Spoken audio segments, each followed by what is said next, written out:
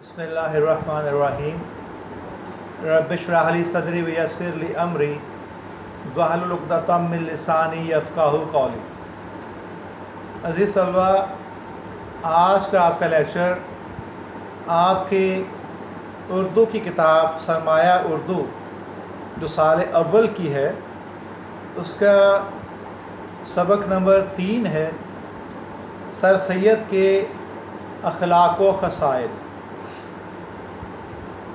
اس کی تشریح ہم پہلے سے کر رہے ہیں، 2 لیکچر اس سبق کی تشریح پہ ہو چکے ہیں، آج تیسرا لیکچر ہے اسی سبق کی تشریح کے لیے، اور ہم پڑھ رہے ہیں صفحہ نمبر 11 پر۔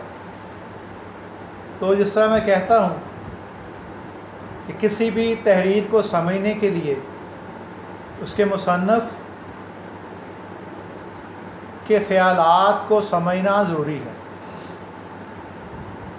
اس مصنف کے انداز بیاں کو سمجھنا ضروری ہے۔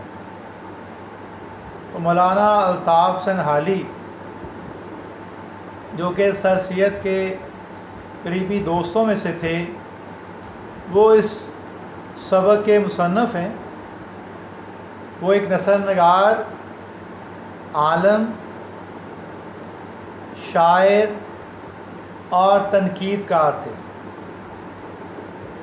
تو ان کا تعارف پہلے 2 لیکچر میں بھی ہو چکا ہے، تو آج ہم اس ڈیٹیل میں تو نہیں جائیں گے، لیکن ہاں سبق کی تشریح وہ ہم انشاءاللہ وضاحت سے کریں گے، تفصیل سے کریں گے۔ تو ہم صفحہ نمبر 11 پہ ہم نے پڑھا تھا کہ سر سید کا اپنے کنبے کے ساتھ بڑا لگاؤ تھا، اپنی والدہ کے بہت فرما بردار تھے اور بہت اطاعت گزار تھے۔ اب ہم اسے اگلا اقتباس پڑھ رہے ہیں کہ اپنے وطن کے ساتھ ہر شخص کو عموماً الفت و موانست ہوتی ہے، مگر سر سید کی محبت اپنے وطن کے ساتھ عجیب طرح کی تھی۔ وہ بظاہر سر سید نے دلی جو دہلی شہر ہے، دلی ہمیشہ کے لیے چھوڑ دی تھی۔ ان کے آرٹیکلوں یا اسپیچوں میں یا لیکچروں میں یا پرائیویٹ خطوں میں جہاں کہیں دلی کا ذکر آ گیا ہے، ان کا دل امڑے بغیر نہیں رہا۔ اگر غور کر کے دیکھا جائے تو سر سید کے دل میں قوم کی بھلائی کا خیال اور قومی ہمدردی کا جوش زیادہ تر دلی ہی کی تباہی اور بربادی نے پیدا کیا۔ سر سید جیسے ذکی الحس آدمی کے لیے یہ انقلاب ایک تازیانہ تھا۔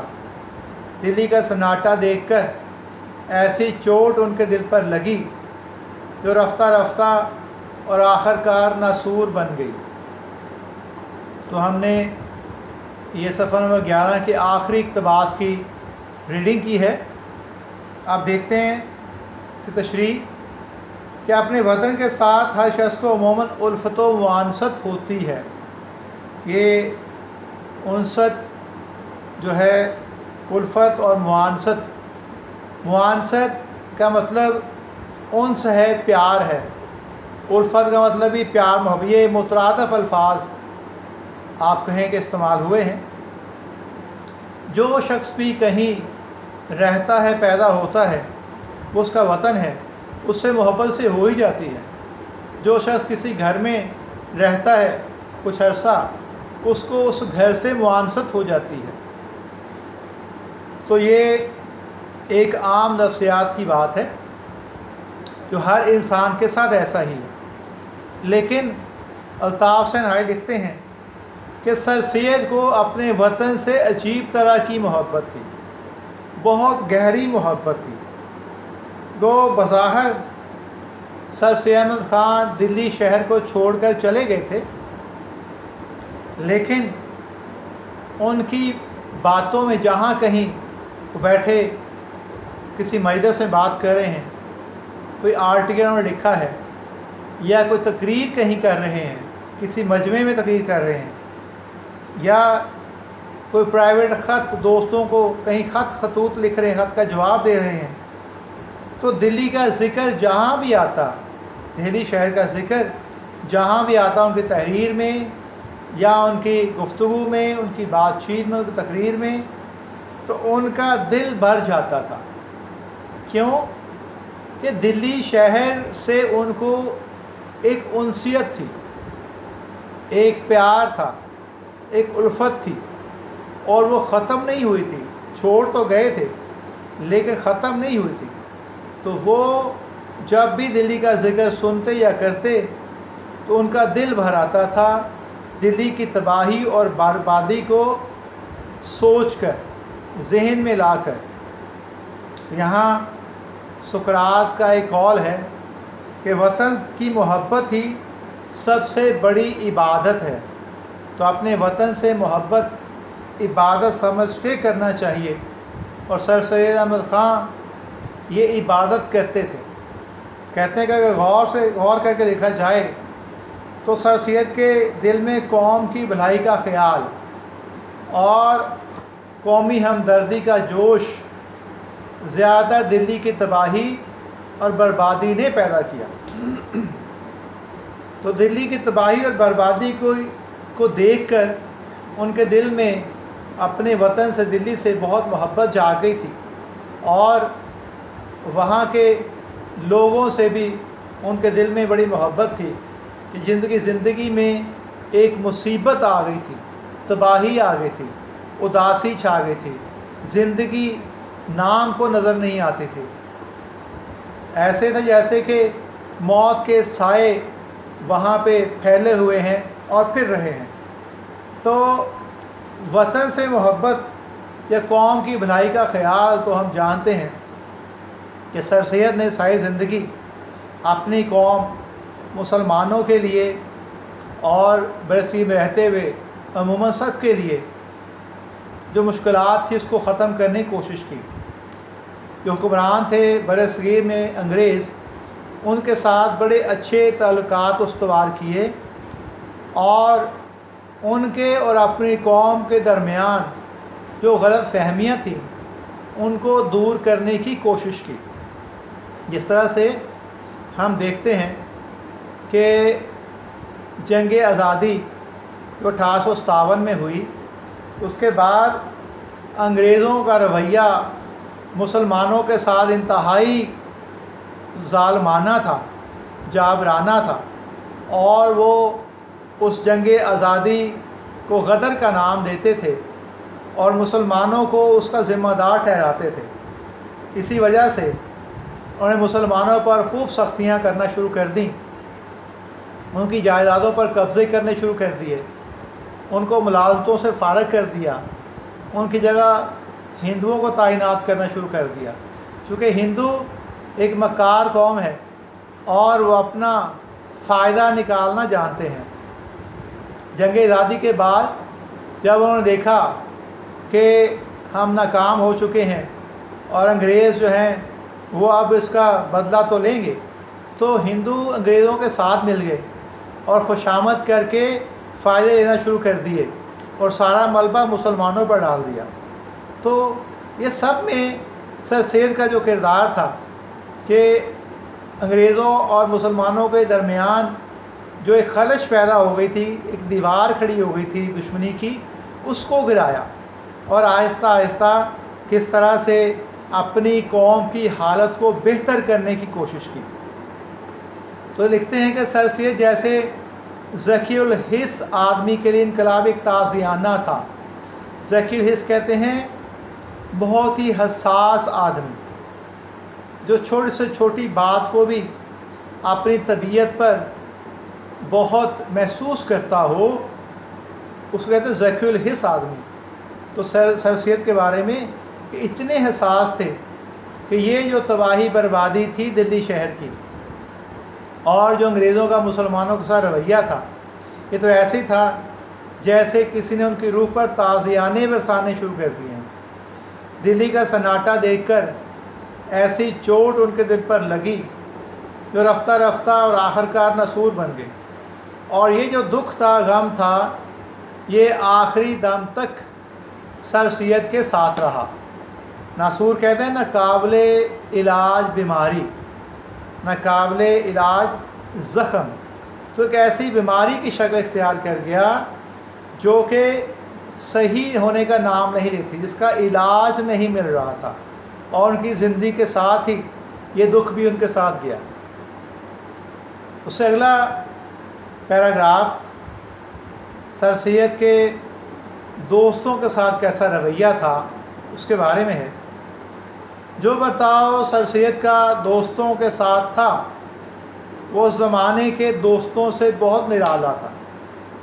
جہاں تک ان کا حال دیکھا گیا، ان کی خوشی بلکہ ان کی زندگی کا مدار صرف دو چیزوں پر معلوم ہوتا تھا: کام اور دوستوں کی ملاقات۔ کام اور دوستوں کی ملاقات سے ان کو شاید ہی کبھی ایسی خوشی ہوتی ہو جیسے اپنے خالص اور مخلص دوستوں سے مل کر ہوتی۔ وہ فی الواقع دوستوں کو زندگی کا ایک عنصر سمجھتے تھے۔ اس کی تشریح کرتے ہوئے یہاں پہ مجھے احمد فراز کا، جو جدید شاعروں میں سے ایک مایہ ناز شاعر ہیں، ان کا ایک شعر یاد آ رہا ہے کہ تم تو تکلف کو بھی اخلاص سمجھتے ہو فراز، تم تو تکلف کو بھی اخلاص سمجھتے ہو فراز، دوست ہوتا نہیں ہر ہاتھ ملانے والا۔ آج کے زمانے میں جیسے دوست ہیں، صحیح معنوں میں دوست بہت کم ہیں۔ برائے نام دوست بہت سے ہیں، وہ ایکچولی آپ کے واقف ہیں، آپ کی دعا سلام ہے، وہ اپنا فائدہ لینے کے لیے، مطلب نکالنے کے لیے آپ سے دوستی کر رہے ہیں۔ اصل معنوں میں دوست وہ ہے جو ہر وقت، ہر لمحہ، ہر مشکل میں آپ کے ساتھ ہو۔ تو سر سید کا برتاؤ دوستوں کے ساتھ جو تھا وہ اس زمانے کے دوست جیسے دوسرے لوگ دوستی کرتے تھے ان سے مختلف تھا، ان سے نرالا تھا۔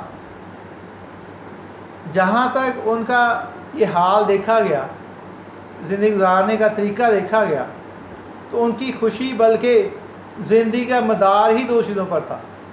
ایک تو یہ کہ اپنے کام سے لگن، بہت محنت کرتے تھے، صبح سے شام تک جو کام وہ اپنے ذمہ سمجھتے تھے اس کو پورے خلوص نیت سے کرتے تھے، اور دوسرا ان کو دوستوں سے مل کر بڑی خوشی ہوتی تھی، جو ان کے مخلص اور خالص دوست تھے، ان سے مل کر، چونکہ وہ دوستوں کو زندگی کا ایک اہم جز سمجھتے تھے، ایک اہم جز۔ تو یہاں پہ ریفرنس کے لیے حضرت علی کا قول یاد آ رہا ہے کہ غریب وہ نہیں جس کے پاس دنیا کی مال و دولت نہیں ہے، غریب وہ ہے جس کا کوئی اچھا دوست نہیں ہے۔ تو اچھا دوست جو ہے وہ بہت بڑا سرمایہ ہے ہر انسان کی زندگی میں۔ اب ہم اس سے اگلا نیکسٹ اقتباس پڑھ رہے ہیں۔ نواب محسن ملک سے ایک موقع پر سر سید کا ذکر خیر کرتے وقت کہا کہ میں نے کسی شخص کی ذات میں اس قدر خوبیاں جمع نہیں دیکھیں۔ میری اس سے پہلی ملاقات 1861 میں ہوئی تھی۔ اس وقت سے آج تک ایک بات بھی ان میں ایسی نہیں دیکھی جس کو برا کہہ سکوں۔ اس شخص کی سچی محبت اور وفاداری دنیا میں کہیں نہیں دیکھی، البتہ کتابوں میں بہت کچھ لکھا دیکھا ہے۔ یہی وجہ ہے کہ نہ بھائی سے اس قدر ہو سکی ہے اور نہ باپ سے، جیسی کہ اس شخص کی محبت خدا نے دل میں ڈال دی ہے۔ ان کا قول تھا کہ دوستی کے آگے رشتہ قرابت کی کچھ حقیقت نہیں۔ تو یہاں پہ مولانا الطاف حسین حالی مولانا نواب موصل ملک کی بات کوٹ کر رہے ہیں سر سید کے بارے میں، کہ نواب موصل ملک جو ہیں وہ سر سید احمد خان کے بارے میں کہہ رہے ہیں کہ ایک جگہ اس سے ملاقات ہوئی نواب موصل ملک سے، الطاف حسین لکھتے ہیں، تو سر سید احمد خان کا ذکر شروع ہوا تو انہوں نے کہا، اپنی رائے دی کہ جس قدر خوبیاں اور آصاف اچھی عادات سر سید میں دیکھی ہیں وہ آج تک میں نے کسی میں اتنی زیادہ خوبیاں جمع نہیں دیکھی۔ موصل ملک کہتے ہیں کہ سر سید سے ان کی ملاقات، پہلی ملاقات سن 1861 میں ہوئی تھی۔ اس کے بعد سے کبھی بھی انہوں نے کوئی ایسی حرکت، ایسی عادت نہیں دیکھی جس کو وہ برا کہہ سکیں کہ یہ برائی سر سید کی ذات میں ہے۔ اور وہ لکھتے ہیں کہ اس شخص کی سچی محبت اور وفاداری دنیا میں کہیں نہیں دیکھی، کہ جیسی محبت سر سید احمد خان پہ دوستوں سے کرتے تھے اس طرح کی سچی اور خالص محبت میں نے زمانے میں کہیں نہیں دیکھی۔ کتابوں میں تو بہت کچھ لکھا ہے دوستی کے بارے میں، وفاداری کے بارے میں، لیکن عملی طور پر لوگوں کی ذات میں بہت کم دیکھا گیا ہے۔ اور کہہ رہے ہیں یہ وجہ ہے کہ نہ ہی مجھے اپنے بھائی سے اتنی سچی اور خالص محبت ہو سکی ہے، نہ اپنے باپ سے ہو سکی ہے جتنی زیادہ محبت سر سید سے ہو گئی ہے۔ اب یہ بھی اللہ کی توفیق ہے، اللہ ہی کسی کے دل میں دوسرے شخص کی سچی محبت ڈال دیتا ہے۔ تو موسم لوگ یہی کہہ رہے ہیں کہ اللہ تعالیٰ نے جیسی سچی محبت میرے دل میں سر سید کے لیے ڈال دی تھی، ایسی نہ ہی مجھے اپنے بھائی سے ہوئی اور نہ ہی اپنے باپ سے ہوئی۔ اور ان کا قول تھا کہ دوستی کے آگے رشتہ و قرابت کی کچھ حقیقت نہیں۔ دراصل جب آپ رشتہ داروں میں بیٹھتے ہیں تو رشتہ داروں کو کوئی نہ کوئی آپ سے گلے شکوے، کوئی ناراضی ہوتی ہے، لیکن دوستوں میں ایسا نہیں۔ دوستی میں جب بیٹھیں گے وہ آپ کے بھلے کی بات کریں گے، وہ آپ کی زندگی میں اچھے ماحول لانے اور ترقی کی بات کریں گے۔ اس لیے اچھے دوست ہونا بہت بڑا سرمایہ ہے۔ دوست کم ہوں لیکن اچھے ہوں۔ اس سے اگلا اقتباس، اس جبلی مہر و محبت کا مقتضا تھا کہ وہ اپنے رفیقوں اور نوکروں اور لگے بندوں کو تابہ مقدور عمر بھر اپنے ساتھ نبھانا چاہتے تھے۔ جس شخص کے قدم ان کے ہاں جم گئے پھر نہ وہ اس کو اپنے پاس سے جدا کرنا چاہتے تھے اور نہ وہ ان سے جدا ہونا چاہتا تھا۔ اول تو وہ کسی کی شکایت نہ سنتے تھے، اور اگر کوئی کسی ملازم کی کوئی شکایت کرتا تھا تو اس کا کچھ اثر نہ ہوتا تھا۔ ان کے ایک قدیم ملازم کی لوگوں نے ان سے بارہا شکایت کی، مگر وہ کسی طرح ان کے دل سے نہ اترا۔ ہمیشہ ان کا معتمد الہ اور سفر و حضر میں ان کے ساتھ رہا، ان کے ہمراہ رہا، اور آخر انہی کی رفاقت میں مر گیا۔ تو سر سید احمد خان کی ذات میں ایک اور خوبی، ایک اور وصف کی بات یہاں پہ الطاف حسین حالی لکھ رہے ہیں۔ وہ کہتے ہیں جبلی کا مطلب ہوتا ہے فطری، جبلی فطری، نیچرل، اور مہر و محبت کا مقتضا، تقاضا۔ تو کہہ رہے ہیں کہ اس فطری محبت کا تقاضا یہ تھا کہ سر سید احمد خان اپنے دوستوں، اپنے نوکروں اور تعلق داروں سے جہاں تک ممکن تھا تابہ مقدور، لگے بندوں کہتے ہیں تعلق دار، تابع مقدور جہاں تک ہو سکے، جہاں تک ممکن تھا، وہ اپنے دوستوں سے، اپنے رشتہ داروں سے، تعلق داروں سے یا اپنے نوکروں سے ساتھ نبھاتے تھے۔ جو تعلق بن جاتا اس کو خود ختم نہیں کرتے تھے، کوشش کرتے تھے وہ چلتا رہے۔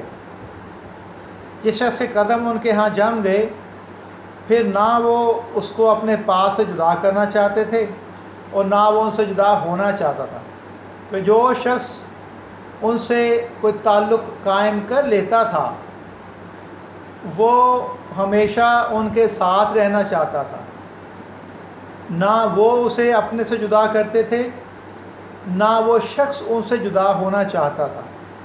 تو یہ تو ہم نے پہلے بھی سبق کے شروع میں ہی پڑھا ہے کہ ان کی طبیعت اتنی اچھی تھی، ہنسی مذاق کرتے تھے، دوسروں کے بارے میں اچھا سوچتے تھے، تعاون کرتے تھے، مدد کرتے تھے، ہر طرح سے خیال کرتے تھے۔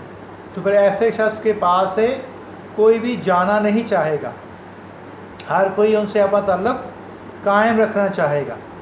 تو یہی لکھا ہے الطاف حسین حالی نے کہ جن سے کوئی تعلق بن جاتا وہ شخص ان سے دور جانا نہیں چاہتا تھا، نہ وہ دور کرتے تھے۔ تو کہتے ہیں کہ کبھی دوسروں کی شکایت پر، باتوں پر کام نہ کرتے تھے۔ یہ بھی ایک بہت بڑی خوبی ہے۔ اکثر لوگ کانوں کے کچے ہوتے ہیں اور وہ دوسروں کی باتوں میں آ کر اپنا یا اپنے تعلق داروں کا نقصان کر بیٹھتے ہیں، لیکن سر سید احمد خان ایسے کچے کانوں کے نہیں تھے۔ وہ خود سے ہر آدمی کے تعلق کو، کردار کو بھانپتے تھے، پھر کسی بات پہ یقین رکھتے تھے۔ تو یہاں ایک واقعہ لکھا ہے کہ ان کے ایک بہت ہی قدیم جو برسوں سے ان کے ساتھ تھا، ملازم تھا، لوگوں نے کئی بار شکایت کی اس ملازم کے بارے میں سر سید احمد خان سے کہ یہ آپ کا ملازم ایسا ہے، ویسا ہے، یہ بات نہیں سنتا، یہ کرتا ہے۔ بہت سی شکایتیں کہ کس طرح سے اس ملازم کو فارغ کرا دیا جائے۔ لیکن سر سید کو اتنا یقین تھا، اور وہ صرف لوگوں کی باتوں پہ نہیں، خود اپنے کانوں پر اور اپنی آنکھوں پر یقین رکھتے تھے کہ جو وہ دیکھتے تھے، جو خود سنتے تھے، اپنے مشاہدے سے وہ فیصلہ کرتے تھے۔ تو انہوں نے ہمیشہ دوسروں کی باتوں پر یقین نہیں کیا۔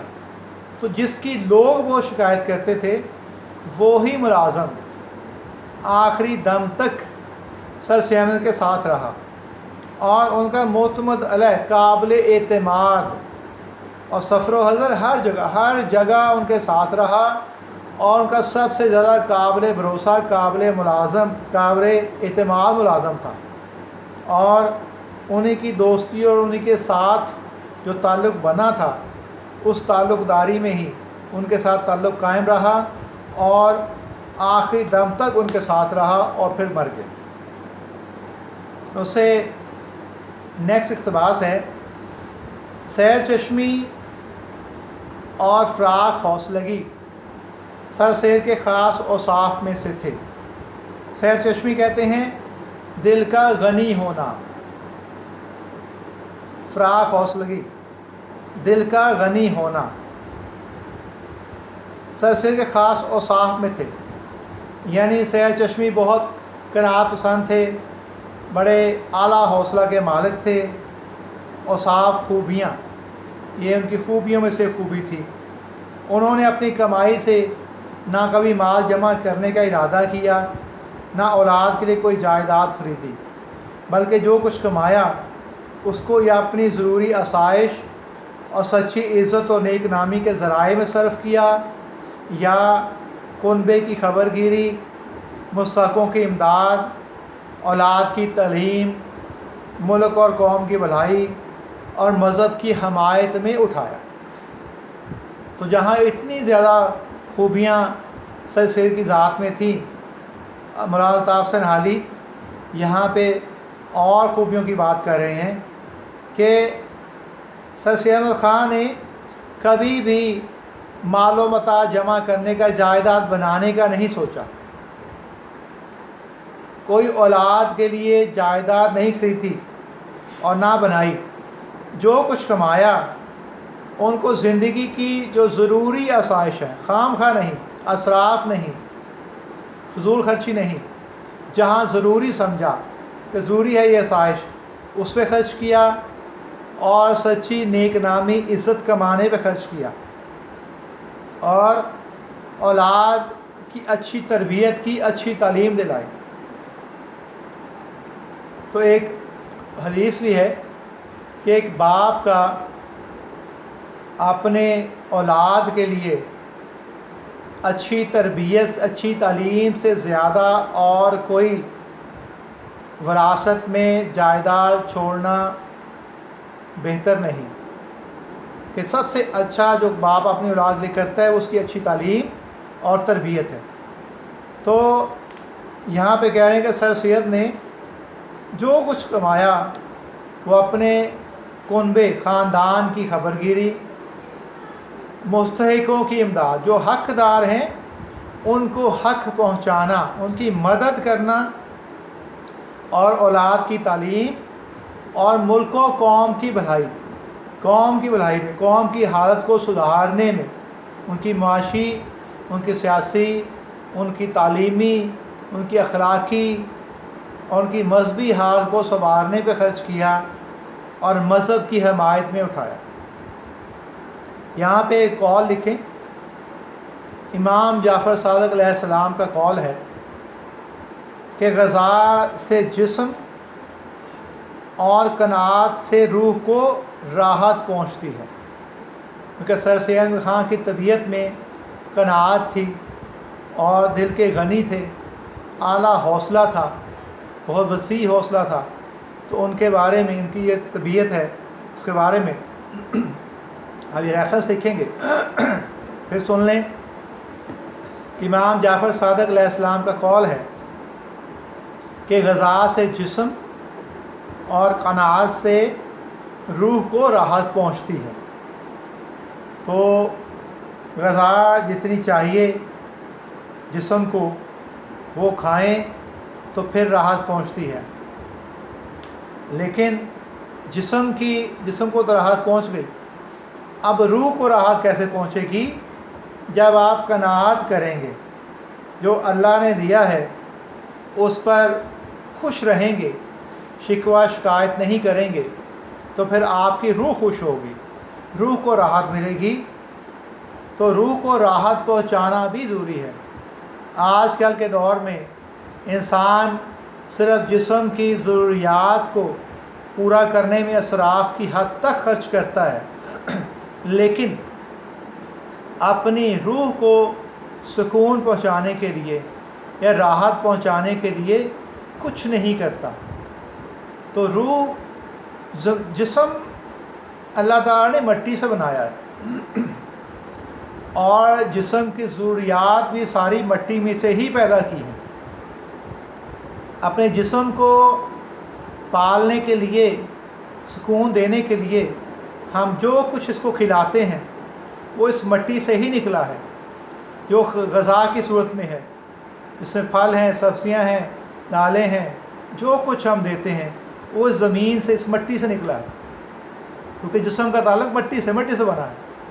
اور جو روح جو ہے اس کا تعلق اس زمین، اس مٹی سے نہیں، کیونکہ وہ مٹی سے نہیں بنی۔ روح کا تعلق ہے آسمان میں جو چیزیں ہیں، جو غذا آسمان سے ملتی ہے، جو روح کو سکون پہنچاتی ہے، قناعت، روحانیت۔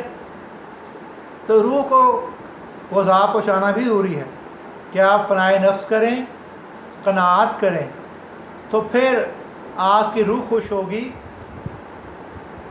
تو آج کے لیے اتنا ہی کافی، کل تک کے لیے اللہ حافظ۔